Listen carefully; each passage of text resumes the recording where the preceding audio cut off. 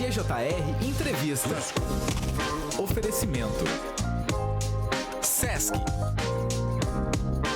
Abrir as câmeras e nossos ouvintes que estão acompanhando por imagens no site web da Clube vão ver que nosso estúdio está diferente hoje. O estúdio está tematizado com esse belo quadro da bandeira, né, do emblema do Rio Grande do Sul, nosso brasão, né? E junto aqui conosco o Fabiano Ranel dos Santos, o homem do Alma Gaúcha, o homem mais campeiro do programa, mais galponeiro do rádio. A gente deixou pra sexta-feira exatamente pra ele já ficar mais tranquilo, porque ele, né, amanhã ele tá aqui mesmo, já ficar mais próximo e, obviamente, porque teria que terminar com quem tanto representa essa cultura gaúcha aqui na Clube, né, Léo? O Fabiano Ranel, né? Um cara que comanda esse programa, que é um dos meus favoritos de toda a grade de programação da Clube. Uma das coisas que eu mais gosto de fazer no sábado de manhã é sentar, matear e ouvir o amigo aqui proseando, né? Trazendo causos, lendas, poemas e além da nossa música nativista espetacular. Bom dia, Fabiano. Que honra nossa te ter aqui hoje. A honra é minha, Léo. Cabelinho. Bondade, vocês são muito bondosos. Não, que é isso, a gente é justo. A gente gosta de fazer isso, então faz com amor, faz com carinho, né? E que bom que a gente consegue levar essa nossa tradição, esse nosso folclore, esse nosso jeito, né? E que bom que a Clube também já nos acolhe há muitos anos. Eu já perdi a conta, eu não sou muito de fazer conta, assim, de quanto tempo começou tal coisa, né? Há quanto tempo tu tá apresentando aqui? Mas já vai fazer um tempão, foi lá no prédio antigo ainda, né? Seu Pedro me convidou, eu comecei fazendo os programas semanais na FM, né? Logo depois que o Paulo Cardoso saiu. Então começamos, fiquei acho uns 2, 3 anos apresentando do horário das 6 às 8. E depois, devido à atividade profissional, né, eu não poderia ficar até às 8 horas. Daí fui conversar com o seu Pedro, seu Pedro, infelizmente vou ter que sair. Sim. E ele gentilmente, né, disse, olha, mas eu não quero que tu saia. E daí me convidou para começar às 5h30 da manhã. Até às 7h30, porque eu tinha que sair às 7h30, né?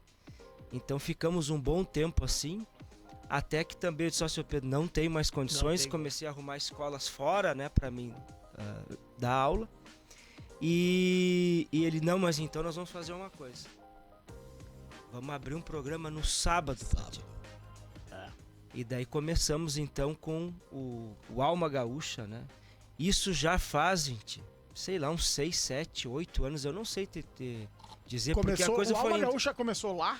O Alma Gaúcha começou no sábado. É um programa do lá. Sim, do sábado. Sim. É o do sábado. Só aqui na casa já são 7 anos. Então, a minha matemática é essa, casa então 7 anos. Então já, com certeza o Fabiano, mais, né? Ele é mais ou menos contemporâneo do nosso início lá em 2012. Eu acredito de começar a conviver com o Fabiano na rádio daquela época em diante. Então deve ser de 2012 em diante, pelo menos da minha lembrança. Talvez um pouco antes, porque em 2010 eu fui pro Bom Pastor, então eu já tava nesse... Eu já tava antes da nossa chegada. Levando a cultura gaúcha, né? E o muito legal é que só o anexo, depois a gente falar do que a gente tem que falar, né? A gente recebe, tipo assim, só elogio, né? A rádio, que é uma programação um pouco mais voltada pro rock, pop contemporâneo, mas a gente tem alguns programas temáticos, eu gosto muito de falar isso, porque as pessoas adoram o Alma Gaúcha. Elas gostam muito do Domingo do Churras da Clube, que é um programa mais de samba, né? O da segunda, que é o dos Standards, com a curadoria do genial Rodrigo Cadorim também. Então são anexos que a gente coloca e que a comunidade abraça, né? Isso como é o caso do Alma Gaúcha, né? É espetacular. Então vamos conversar com o professor Fabiano, né, que tá aqui munido da nossa bandeira, né? Trouxe aqui o emblema do Rio Grande e que é cheio de uma simbologia, né, professor? Que explica muito das nossas tradições, do legado aí que os farrapos deixaram, né, para os gaúchos. Sim. Onde começamos, professor? Sim. Léo, eu pensei da gente falar algumas coisas que durante esta época do ano, né, Semana Farroupilha, é um momento máximo onde o gauchismo, o tradicionalismo, né, esse sentimento que a gente tem, como nós falávamos antes, gaúcho não é usar pilcha. Quem integra o movimento tradicionalista constituído, né, esse sim usa, porque ele vai para eventos tradicionalistas, ele vai para rodeio, ele vai para tiro de laço, ele vai para palestra, porque é um movimento gigantesco. A gente, muitas vezes, quem está de fora não tem ideia do que é o movimento hoje, né? Força, o tamanho, ó. São milhares de pessoas que participam. Todo final de semana tem atividade. Tem uma palestra, tem um curso, tem um tiro de laço, tem um rodeio. Todo final de semana tem. Isso durante os 365 dias do ano tem alguma coisa voltada para o tradicionalismo gaúcho, tá? Tem aquele que é campeiro, que laça, né, que vai para os rodeios para participar da parte campeira. Também tem aqueles que são da parte artística, que dançam, que declamam, que tocam, né? Inclusive é o nascedouro de grandes artistas nativistas do Rio Grande do Sul. São os centros de tradições, né, que nós temos. Mas também tem aquele que é da cultura, que lê, que vai a eventos culturais. Nós temos a parte da pintura, nós temos a parte da escultura. Então é um movimento que envolve muitos setores artísticos, né? Então eu gosto de separar, tá? A Semana Farroupilha, ela não é essencialmente um movimento voltado somente à Guerra Farroupilha. A Guerra Farroupilha foi também uma parte importante da nossa história, deve ser valorizada e também questionada como a própria história, né? Se questiona muita coisa, a gente pode falar um pouquinho sobre isso depois. Agora, o que nós fazemos hoje durante o 7 de setembro ao 20 de setembro é muito maior que a Guerra Farroupilha. É muito maior, porque isso envolve tradição, envolve folclore, envolve resgate do passado. E não podemos dizer e deixar de dizer que envolve economia, porque hoje a tradição gaúcha desenvolve um valor econômico para o estado do Rio Grande do Sul que é gigantesco. Inestimável. Né? Então, eu gosto de separar o que nós fazemos durante a Semana Farroupilha é legado. É a história dos nossos avós, dos nossos bisavós, são as danças, né, que hoje nós temos aí mais de 100 danças, né? É a indumentária que se usa, que cada peça que a gente usa, da bota ao chapéu, esse modelo aqui de chapéu tem uma história. O lenço que eu uso, a bota, a minha guaiaca, né, os xiripás, que tudo, as prendas, tudo tem história. Isso faz parte do cenário da Semana Farroupilha e que foi pensado e criado, né, em 1947 pelos estudantes da Escola Júlio de Castilhos em Porto Alegre, né? Paixão Cortes e tantos outros. Eu sempre puxo ele porque ele é o nome que mais as pessoas sabem, né? Mas depois veio o próprio Lessa, o Nico Fagundes, várias pessoas contribuíram, irmãos Bertucci, vários contribuíram para isso, que é o nascedouro do que nós chamamos o movimento em 1947, quando eles retiram da pira da pátria, né? No dia que ela ia ser extinta, tiram uma centelha e levam para a Escola Júlio de Castilhos e lá vão fazer a Ronda Crioula. E vão pensar e comemorar esses eventos históricos. Mas foi muito mais que isso, se tornou muito mais que isso. É um resgate do passado, das coisas dos antigos, né? Legal. Então essa, para mim, é a Semana Farroupilha. A Guerra Farroupilha, então, entra em outro sentido. É histórico, né? E ela vai ser questionada, assim como o próprio movimento é, mas a Guerra Farroupilha é questionada porque é um fato histórico, né? E nós vamos ter dois lados sempre, né? Quais são os dois lados? Um lado são aqueles estancieiros gaúchos, charqueadores, que é a fase que acontece, é a fase do charque, né? Então são as charqueadas. Esse charque era produzido aqui no Rio Grande do Sul, enviado para Minas Gerais, porque lá estava acontecendo o ciclo do ouro. Então nós temos dois ciclos interessantes econômicos. No Rio Grande do Sul, o ciclo do charque, e lá em Minas, o ciclo do ouro. Então esse charque era produzido aqui no Rio Grande do Sul, nas estâncias de charque, devido à abundância de gado que se tinha aqui, que veio lá na época dos jesuítas, missões, tá? E esse charque então era produzido por quem? Quem é que carneava? Quem é que fazia o charque? O escravo. Então o escravo negro africano produzindo charque para alimentar o escravo negro que trabalhava lá nas minas de ouro. Então isso é fato, não podemos fugir da história, tá? Então esses estancieiros ricos, né, eles começaram a questionar o quê? o Império Brasileiro. Nós não éramos uma república, era um modelo imperial, né? Já em 31 ali, com a abdicação do Dom Pedro I, começa a fase das regências, né? Então, o Império Brasileiro sobretaxa o charque da província de São Pedro, que era o Rio Grande do Sul, e importa o charque do Uruguai a um preço menor, cria uma taxa alfandegária menor. Só que, por outro lado, também, se o Alexandre Beck, se ele estivesse aqui, ele ia dizer, tá, mas a maioria dos estancieiros eram doble chapa, tinham terra nos dois lados. Sim, tinham, né? Mas eles tinham os interesses também dos dois lados. Então, os estancieiros começam a questionar isso, a essa taxação, né? Como hoje se faz, não é diferente, né? Você questiona. Então, o Bento, que era um estanceiro, charqueador, um homem rico, influente, político, que era quem fazia parte do cenário político, era quem tinha poder econômico. Não era o Fabiano lá da vida, entendeu? Não era o João que tinha um bolicho, não. Era quem tinha poder econômico. Isso, o Rio Grande do Sul, que eu sempre digo, não é uma ilha, está conectado a tudo que acontece.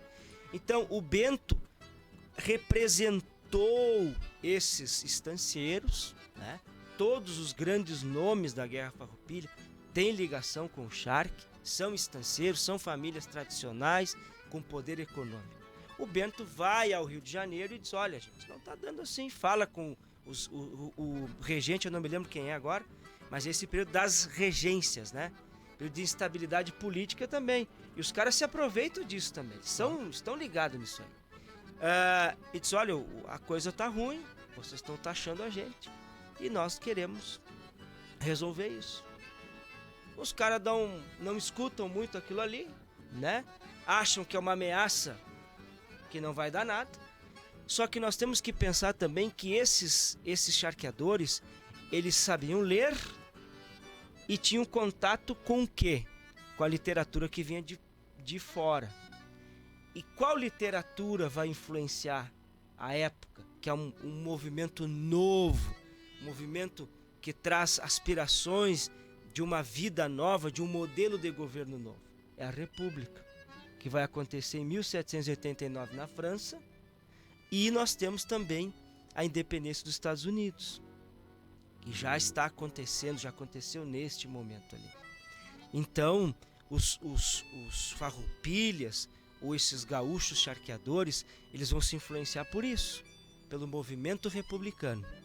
Então, em 20 de setembro de 1835, quando os farrapos, a partir ali da casa do Gomes Jardim, que é em Guaíba, né, eles adentram Porto Alegre pela Ponte da Zenha, né, todo mundo acha, pá, os caras entraram ali e já conquistaram Porto Alegre. Não tinha guarnição, tinha 3, 4 indivíduos ali, os caras entraram e tomaram posse de Porto Alegre.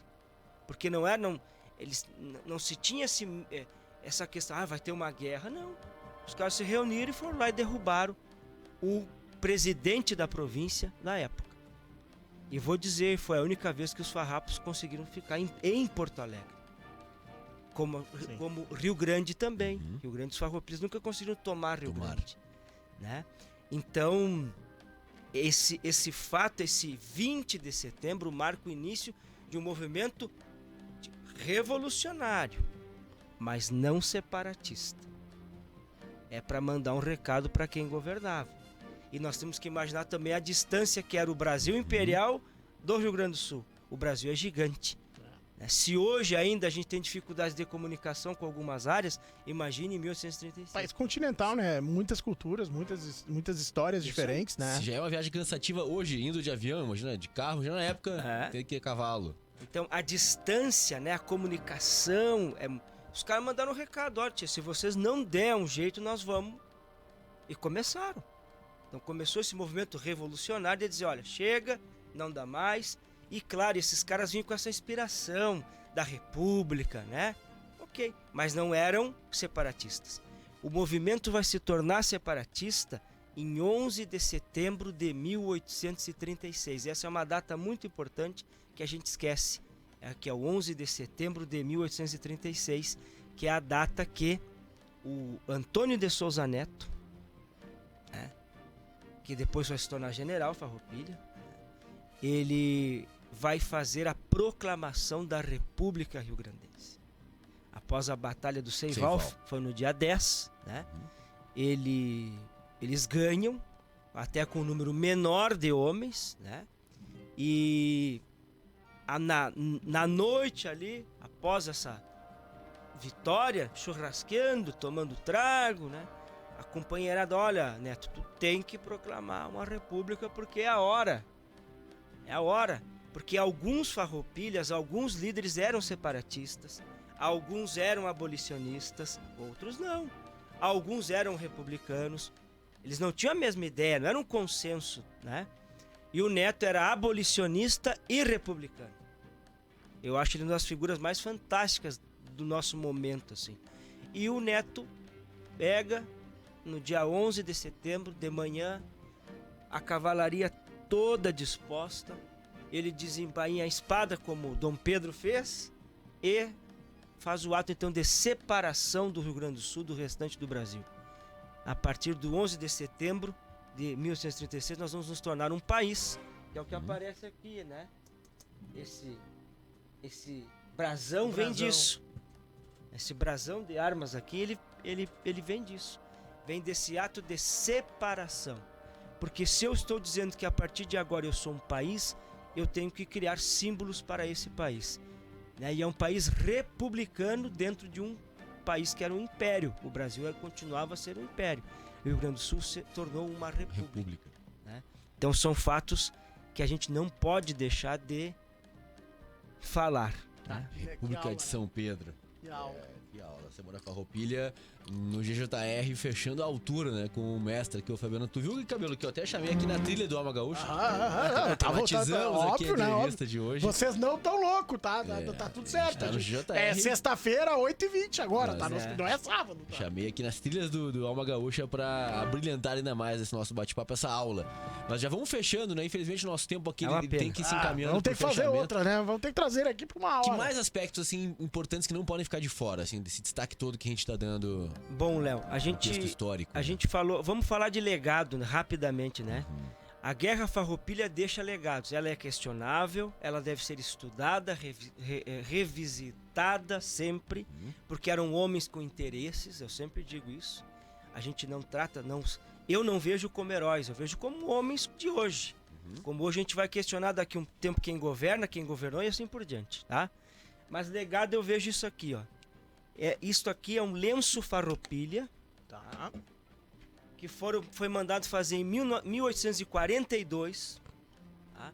Foi pintado essa alegoria pelo Mariano de Matos, que foi um dos Farroupilhas, e pelo Bernard Pires.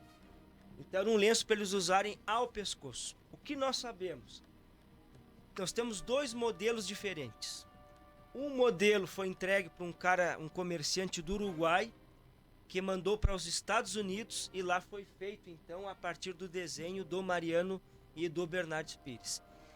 Tudo indica que quando esses lenços chegaram no Rio Grande do Sul pelo porto de Rio Grande, a carga foi presa pelos imperiais e eles botaram fogo.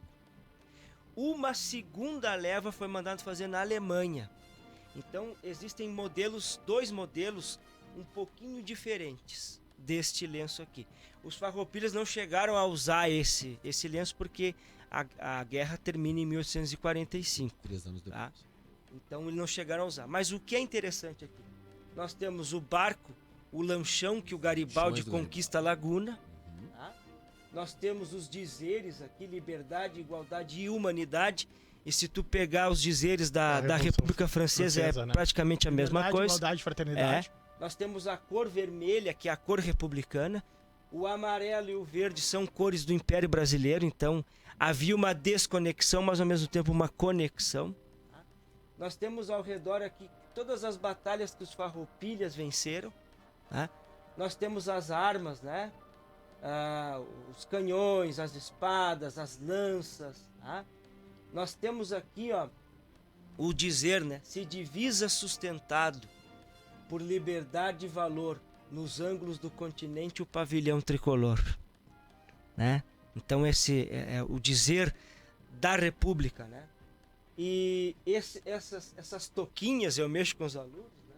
São os barretes que foram usados também na República Francesa. Então são esses aspectos, eu poderia falar muito mais, mas sendo breve assim, né? Deste lenço aqui, desta alegoria farroupilha, então é o legado. Foram farroupilhas que pintaram. Depois virá o brasão de armas da bandeira do Rio Grande do Sul. É muito semelhante. Sim. Claro, depois a bandeira, o brasão foi refeito, foi tirado algumas coisas, né? Mas A essência a essência sim. Assim como o hino rio-grandense, né? O hino rio-grandense é uma coisa fantástica, porque a letra é do Chiquinho, né? Do Francisco, Chiquinho da vovó, na época conhecido, fez a letra. E a música foi o maestro Mendanha, que era um imperial que foi preso pelos farrapos. E os caras disseram, tia, tu tem que fazer uma música para essa letra aí. E ele fez o hino rio-grandense.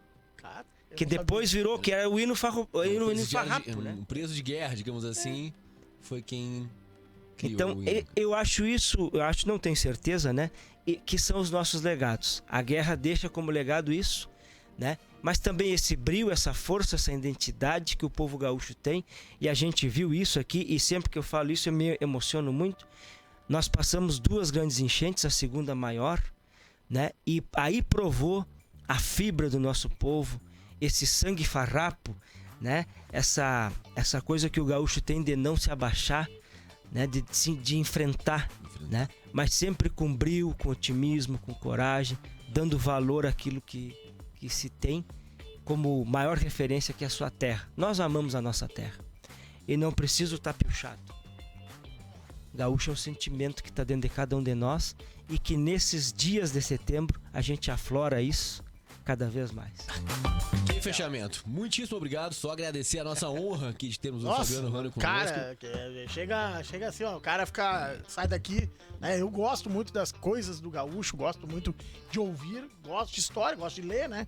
Não sou que nem eu falo, não uso uma picha, mas a gente tem que ter orgulho do nosso estado, porque é aqui que as coisas acontecem e é muito legal ver isso, ver a paixão de gente que nem o Fabiano. Não à Obrigado, toa cara, que ele tem uma obrigado. legião de ouvintes aqui no sábado de manhã que O cara chega absorvem depois, todo né? esse O conhecimento. cara assim chega como depois, nós. que nem de vez em quando eu pegava e fazia às 10, fazia às 9, né? Chegava era aquele monte de Um conversa, monte de né? mensagem. Um monte de conversa. Legal Coisa demais. boa, obrigado, gente. Forte abraço, Fabiano, muitíssimo obrigado. 8h27, a gente vai pro rápido intervalo, já voltamos aqui na Clube 885, muito mais. Grande Jornal Regional. Clube 885.